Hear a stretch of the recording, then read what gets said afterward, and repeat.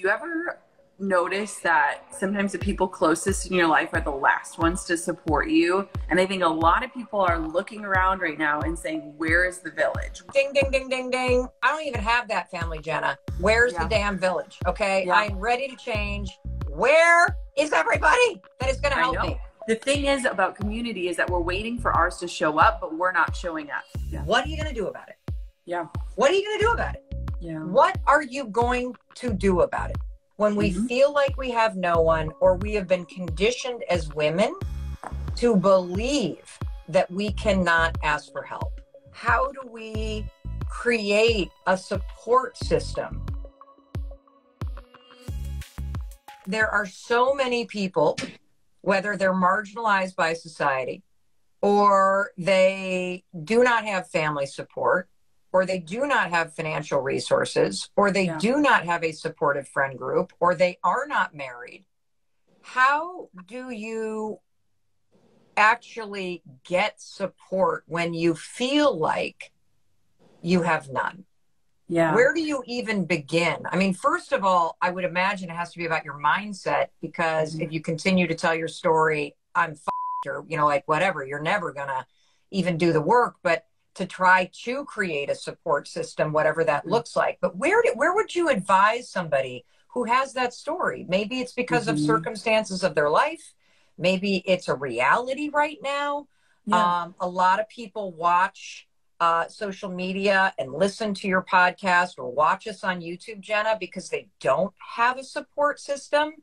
And so where do you begin if you're just feeling sort of rejected or jaded or alone? Yeah.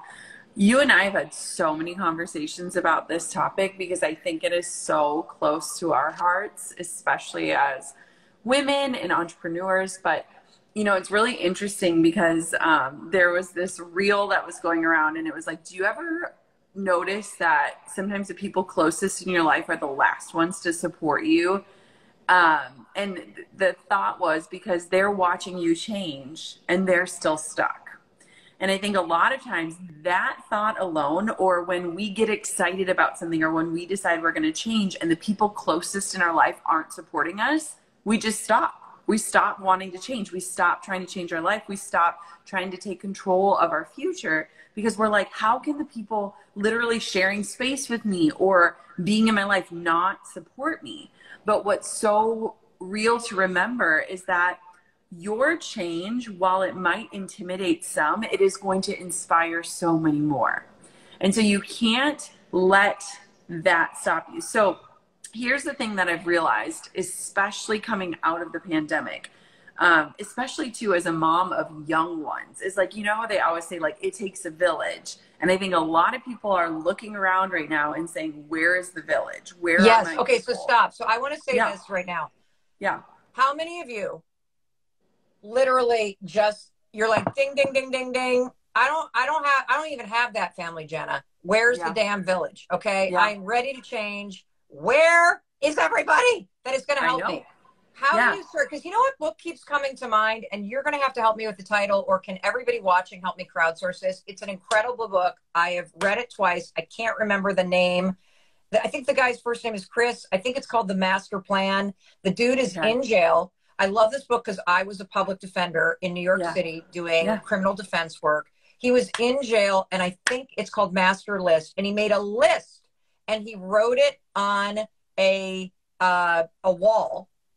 And he made a commitment to himself that he was just going to figure out how to get and cross off everything on that list while he was in jail, getting in shape, studying and reading, becoming sober, and then, like, when he got out, step by step by step. And so I also think that the first step, everybody, it goes back to the embers. It goes back to the embers, to fan the freaking flame for yourself and give yourself permission to tap into all those things that you really want to cross off the master list before you die. And you got to get intentional about feeling that ember and writing down what is there.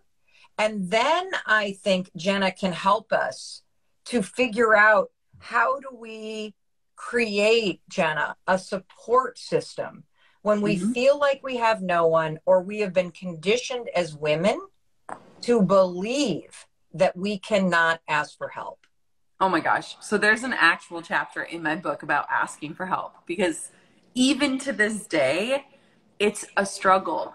And I shared this with our mutual friend, Ed Milet, but I had to recognize that for so many of us, asking for help feels weak. But if we reframe it and we recognize that asking for help gives someone else the opportunity to be strong, it changes everything. Like my mom is here right now. She is a helper. Like her Enneagram, she's a helper. And when I ask her for help and tell her how she can support me, it makes her come alive. It helps her to live out her passion. So one of the things is, if you don't have anyone around you, if you don't have any community, you have to put yourself in proximity of finding people. Whether it is taking your kids to the playground where other parents might be, whether it is going on a walk in your neighborhood, and if you see somebody outside, stopping and talking to them, whether it is going to sit in a coffee shop and having conversation with the barista. The thing is about community is that we're waiting for ours to show up, but we're not showing up. We're not out there. We're not the ones reaching out. We're not the ones sending the text messages. You know that I do this in my life literally every single day, where I reach out and I say to people, I say, hey, no need to respond. I just want you to know I'm thinking of you and I'm here. Shoot me a message if you need something. Or I'll say, hey, Mel, on a scale of 1 to 10, where are you at today, so I know how I can show up and support you? If you're at a 10, let me celebrate you. If you're at a 1, how can I be there for you? I'm not going to assume you're any sort of way, whether it's what you're showing online or where you're at in your life. And so it's like, we have to start with being the support if we want the support back. But then we also have to learn, how do we ask for help and liberate other people to step into their power of helping us? I think both of those things are things that we get wrong all the time. You know, it's easy, everybody, to kind of give that a giant eye roll. Seriously? Like, I got nobody and you're telling me I'll get a cup of coffee and talk to people at the playground? I have a confession. I have a hard time, like, pushing myself to go out. I am a real homebody. And, you know, a lot of you know that we have recently sold our house outside of Boston of 25 years, and we have moved to a much more rural area in southern Vermont, where I do not have a lot of friends yet.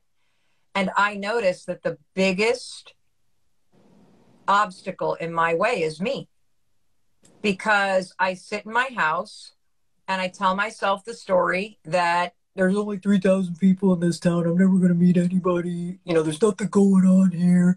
Like, but the truth is, I'm not actually doing anything. I'm not Googling what's going on. I'm not pushing myself to attend events.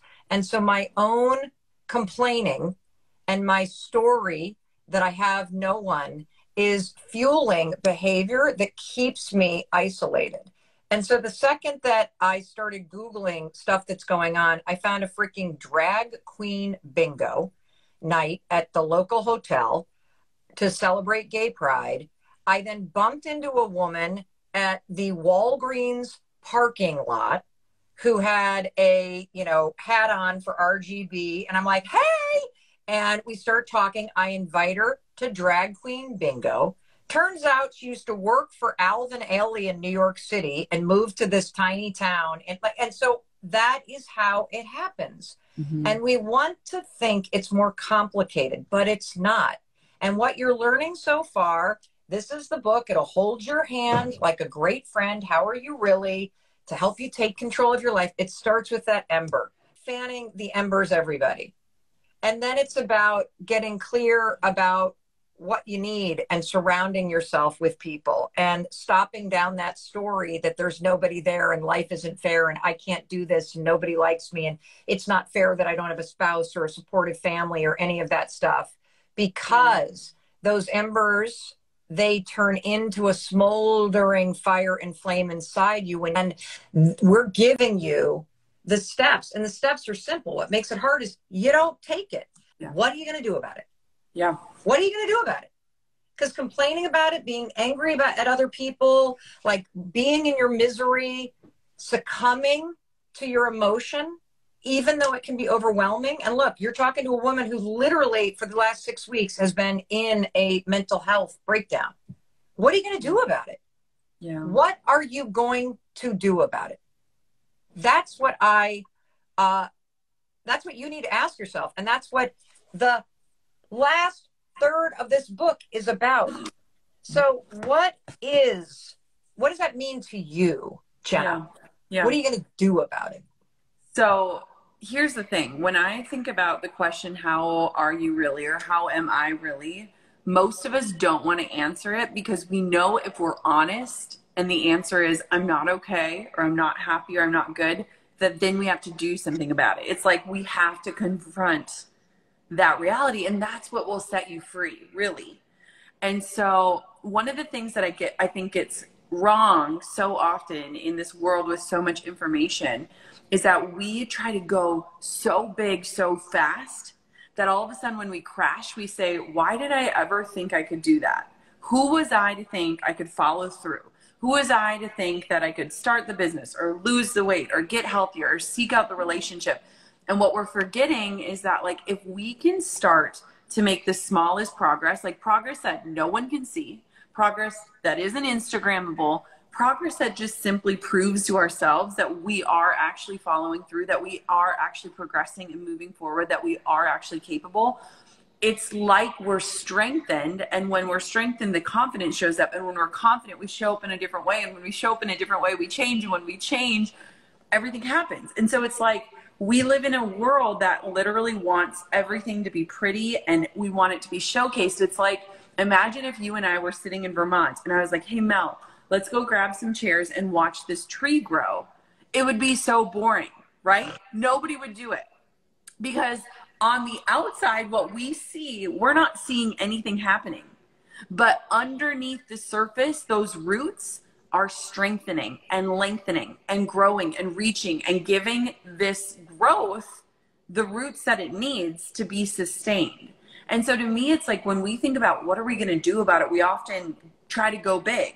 We go too big, and then we live in this shame cycle that we didn't follow through, that of course we weren't able to do it, when in reality, we need to make such tiny little actions. There's a quote in the book that talks from BJ Fogg where it's like, pick the most minuscule, tiny little steps to progress so that you can build up your belief in yourself. Because the way you show up to your battles is directly linked to the warrior you believe you are. And most people don't even feel like a warrior today. Most people don't even feel like they can show up to the battle.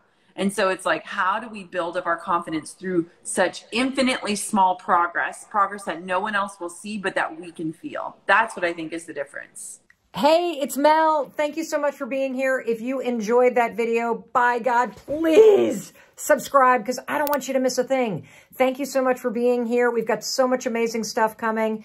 Thank you so much for sending this stuff to your friends and your family. I love you. We create these videos for you. So make sure you subscribe. Mwah.